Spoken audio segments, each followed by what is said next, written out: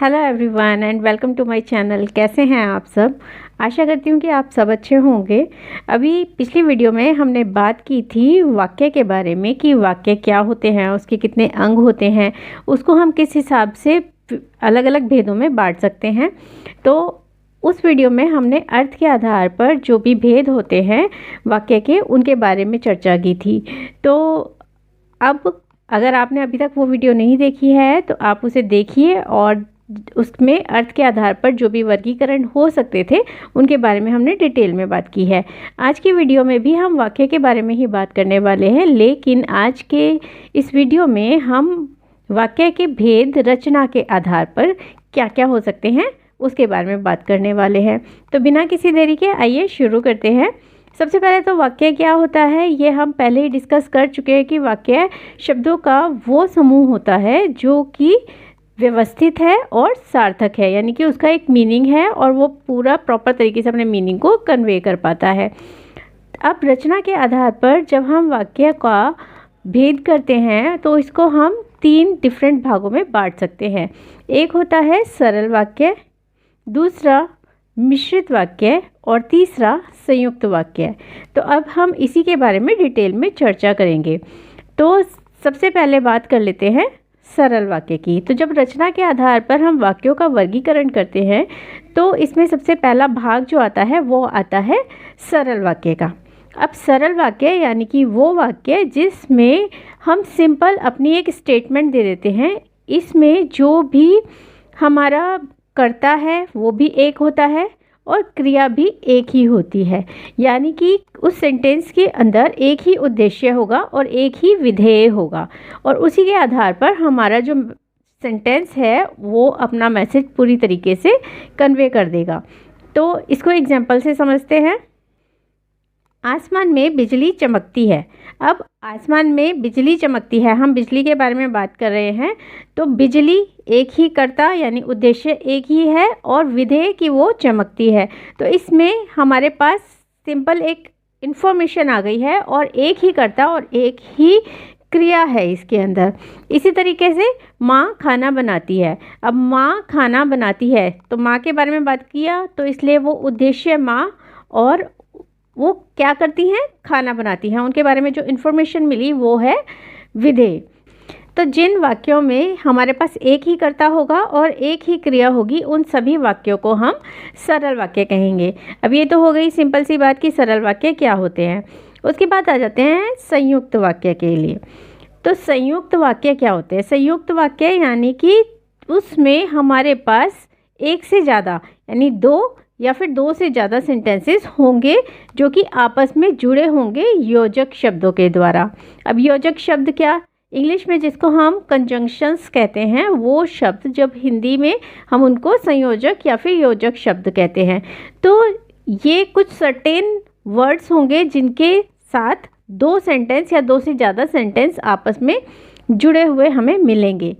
लेकिन इसमें जो भी दोनों वाक्य होंगे जो आपस में जुड़े होंगे उनका अगर हम योजक हटा दें तो उनका एक पूरा का पूरा मीनिंग हमारे पास क्लियर मिलेगा, यानी कि ये जो दोनों वाक्य होंगे अपने आप में पूर्ण होंगे। भले ही ये जब जोड़े जाएं, हो सकता है कि इनमें से जो संज्ञा या सर्वनाम हमें यूज़ करनी थी तो वो बार बार ना बोलकर हम एक ही बार बोलें, लेकिन क्योंकि इसमें 2 क्रिया होंगी, ज़रूरी 2 क्रिया होना ज़रूरी होगा इसके अंदर और इसके अंदर एक योजक शब्द भी होगा, तो इससे हम इनको पहचान सकते हैं।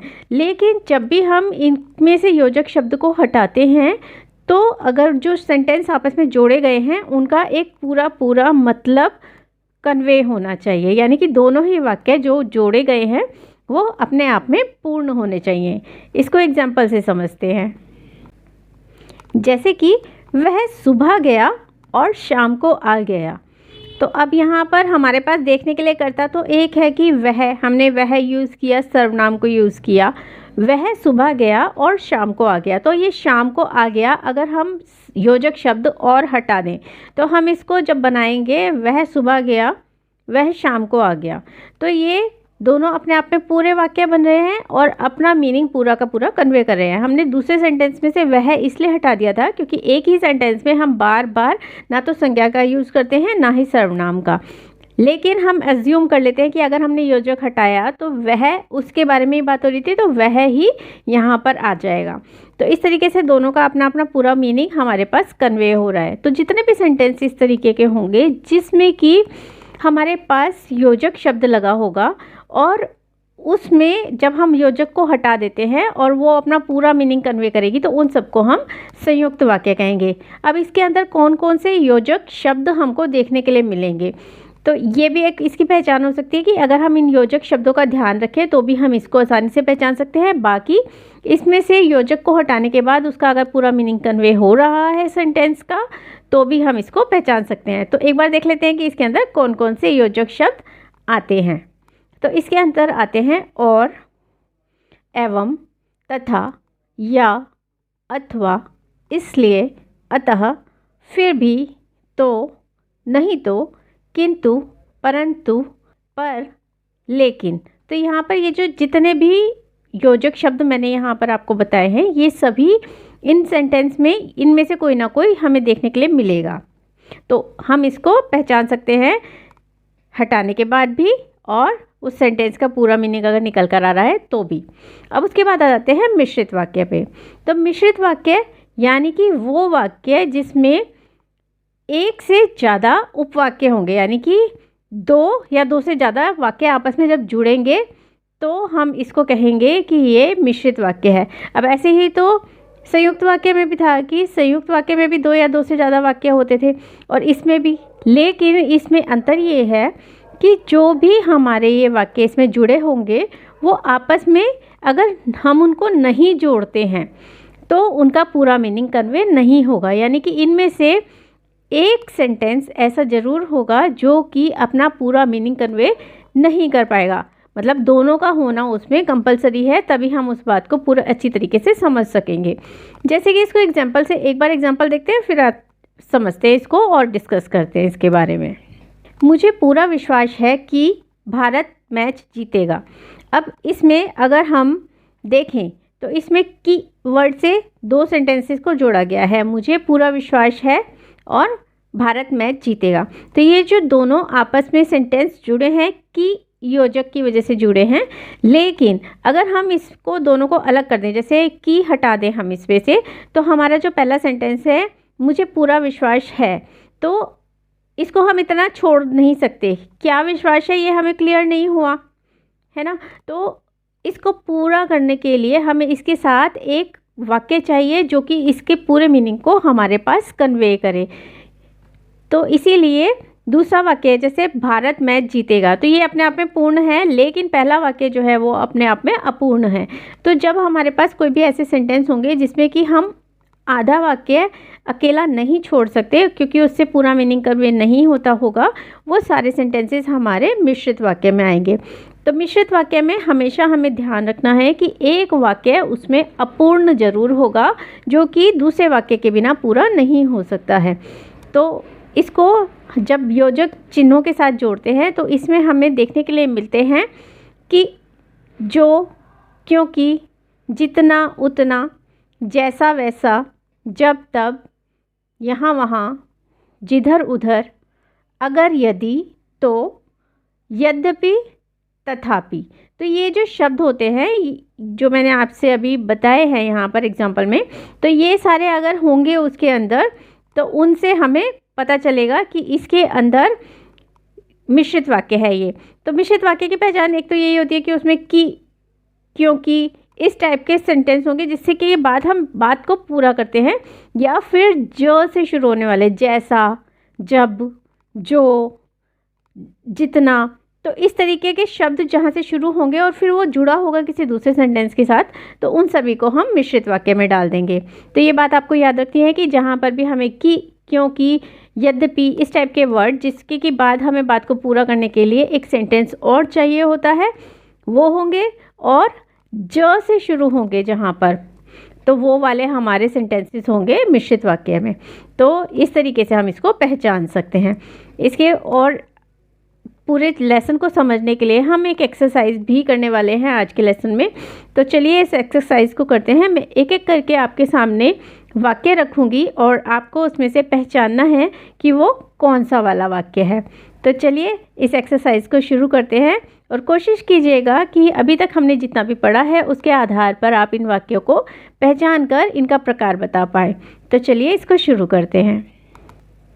तो पहला वाक्य है, बादल घिरे और मोर नाचने लगे। तो ये कौन सा वाक्य होगा? सरल, संयुक्त या मिश्रित? संयुक्त वाक्य है, क्योंकि इसके अंदर हमें योजक शब्द जो है वो और नज़र आता है और दोनों ही सेंटेंस आपस में अपने आप में पूरे हैं। बादल घिरे और मोर नाचने लगे, दोनों ही अपने आप में पूर्ण हैं। उसके बाद नेक्स्ट सेंटेंस, अंकित की कलम छूटी और गिर गई। कौन सा वाक्य है ये? सरल, संयुक्त या मिश्र? संयुक्त, क्योंकि यहाँ पर भी हमें योजक और नज़र आ रहा है।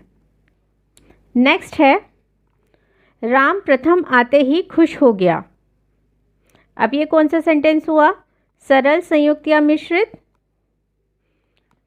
ये हमारा हुआ सरल वाक्य, क्योंकि इसमें हमारे पास ना तो कोई दो सेंटेंसेस जुड़े हुए हैं, यहाँ पर सीधा हमारे पास एक ही करता है और एक ही क्रिया है, तो इसलिए ये हमारा सरल वाक्य हुआ।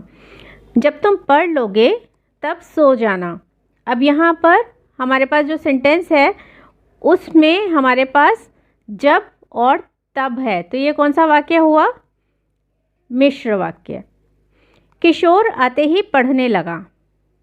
कौन सा वाक्य है ये? ये है सरल वाक्य, क्योंकि किशोर आते ही पढ़ने लगा, इसमें हमारे पास एक ही उद्देश्य है और एक ही विधेय है। यहाँ पर कोई भी हमें दो सेंटेंसेस देखने के लिए नहीं मिल रहे हैं। जैसे ही सूरज की पढ़ाई पूरी हुई वैसे ही उसकी नौकरी लग गई। मिश्र वाक्य, क्योंकि इसमें हमारे पास जैसे और वैसे ये दो शब्द देखने के लिए मिले, जिससे कि इनको जोड़ा गया है। अगर हम एक को भी अधूरा बोलकर छोड़ दें तो बात पूरी नहीं होगी। श्रेयस बीमार था अतः स्कूल नहीं आया। अब ये कौन सा सेंटेंस होगा? संयुक्त वाक्य, क्योंकि श्रेयस बीमार था पूरा वाक्य है, वह स्कूल नहीं आया पूरा वाक्य है। अतः को अगर हम हटा भी देते हैं तो भी ये अपना कन्वे पूरा मैसेज कर देगा। शिक्षक ने कहा कि सबको अपना गृह कार्य स्वयं करना है। अब यहाँ पर कौन सा वाक्य है? ये की लगा हुआ है इसमें, इसलिए ये मिश्रित वाक्य है, क्योंकि यहाँ पर की से इसको जोड़ा गया है। तो यहाँ पर शिक्षक ने कहा कि, तो यहाँ पर हमारा अगर हम इतना छोड़ दें तो ये पूरा मैसेज कन्वे नहीं करता है। तो इस तरह से सेंटेंसेस को यानी वाक्य को हम तीन रचना के आधार पर तीन भागों में बांटते हैं, सरल, संयुक्त और मिश्रित। और अब हम जानते हैं कि सरल के अंदर क्या होता है। संयुक्त जो वाक्य होते हैं उनमें हमें कौन कौन से योजक चिन्ह देखने को मिलते हैं और उनकी पहचान क्या होती है। मिश्रित के अंदर हमें कौन से योजक शब्द देखने के लिए मिलते हैं और उनकी क्या पहचान होती है। और हमने इसकी एक्सरसाइज भी कर ली है, तो आशा करती हूँ कि आपने उनको सही पहचाना होगा और मेरी इस वीडियो से आपको ये लेसन समझने में आसानी हुई होगी। अगर आपको ये वीडियो पसंद आया हो तो इसको लाइक कर दीजिएगा, चैनल को भी सब्सक्राइब कर लीजिए, बेल आइकन भी प्रेस कर दीजिएगा ताकि मेरे आने वाले वीडियोस के नोटिफिकेशन आपको मिलते रहें। उसके अलावा अगली किसी वीडियो में किसी और टॉपिक के बारे में बात करेंगे और नॉलेज बढ़ाएंगे। तब तक के लिए बाय बाय और थैंक यू फॉर वॉचिंग।